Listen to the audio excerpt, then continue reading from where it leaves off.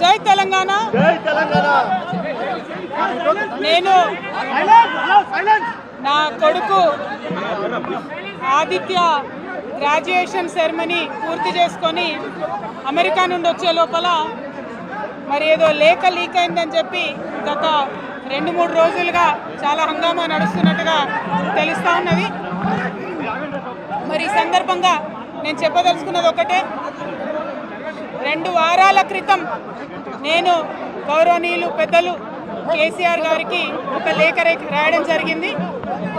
నేను ఈ విధంగా కేసీఆర్ గారికి ఇదివరకు కూడా నా ఒపీనియన్స్ ఎప్పుడున్నా కూడా లేఖ ద్వారా చెప్పడం జరిగింది. అయితే ఈసారి నేను మొన్ననే చెప్పున్నాను, కుట్రలు కుతంత్రాలు జరుగుతూ ఉన్నాయని. నేను చెప్పిన కొద్ది రోజుల్లోనే మరి నేను అంతర్గతంగా కేసీఆర్ గారికి రాసినటువంటి ఉత్తరం బహిర్గతం కావడం అన్నది, ఇది మరి ఏం జరుగుతుందో అన్నది పార్టీలో ఉన్నటువంటి మనందరం, తెలంగాణ ప్రజలందరూ కూడా ఆలోచించుకోవాల్సినటువంటి విషయం.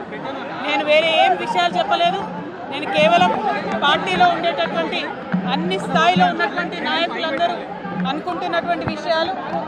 దాదాపు సగం తెలంగాణ నేను ఈ సందర్భంగా ఈ మధ్యలో టూర్ చేసినటువంటి సందర్భంలో తెలంగాణ ప్రజలు అనుకుంటున్నటువంటి విషయాలను మాత్రమే నేను పెద్ద ఎత్తున చెప్పడం జరిగింది తప్పితే నా పర్సనల్ ఎజెండా ఏమీ లేదు. నాకు వ్యక్తిగతంగా ఎవరి మీద ద్వేషం లేదు, ఎవరి మీద ప్రేమ లేదు. కానీ నేను రాసినటువంటి లేఖ చాలా అంతర్గతంగా పార్టీలో మా నాయకుడికి రాసినటువంటిది. అటువంటిది బహిర్గతమైందంటే మరి దాని వెనుక ఉన్నది ఎవరన్నటువంటిది ఆలోచించుకోవాల్సినటువంటి సందర్భం.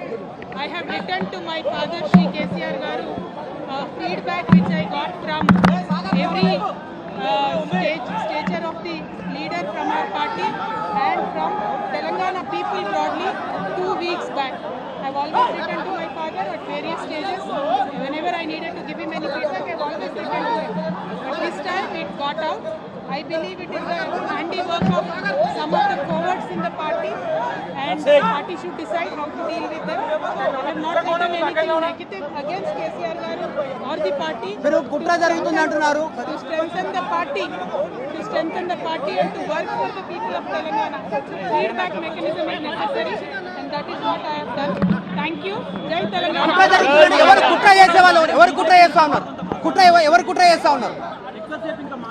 కేసీఆర్ గారు దేవుడు, కేసీఆర్ గారు దేవుడు. కానీ కేసీఆర్ గారు చుట్టుకొని దయ్యాలు ఉన్నాయి. వాళ్ళ వల్ల చాలా నష్టం జరుగుతున్నది. పార్టీలో ఉండేటటువంటి నాకు, నేను కేసీఆర్ గారి కూతుర్ని, అంతరంగికంగా నేను రాసినటువంటి లేఖనే బయటికి వచ్చిందంటే మరి ఇతర సామాన్యుల సంగతి, ఇతరుల పరిస్థితి ఏంటి పార్టీలో అనేది ఇవాళ చర్చ జరగాల్సినటువంటి అవసరం ఉన్నది.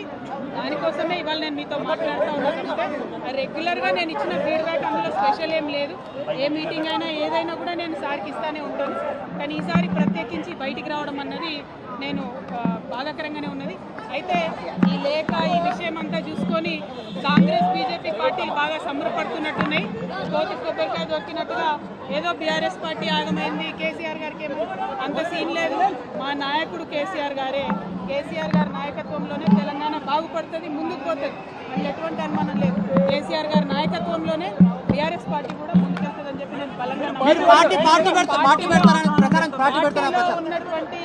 పార్టీలో ఉన్నటువంటి చిన్న చిన్న లోపాలను డిస్కస్ చేసుకొని సవరించుకొని కోవట్లను పక్కకు జరుపుకుంటూ ముందుకు పోతే పార్టీ 10 కాలాల పాటు చల్లగుంటుంది అనేటువంటి నా భావన.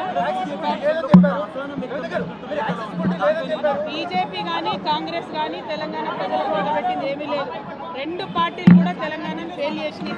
ఆ 2 పార్టీలకు కూడా ఆల్టర్నేటివ్ కేసీఆర్ గారి నాయకత్వమే. ఆ కేసీఆర్ గారి నాయకత్వంలోనే తెలంగాణ ముందుకు పోతుందని చెప్పి నేను బలంగా నమ్ముతా ఉన్నాను. Thank you.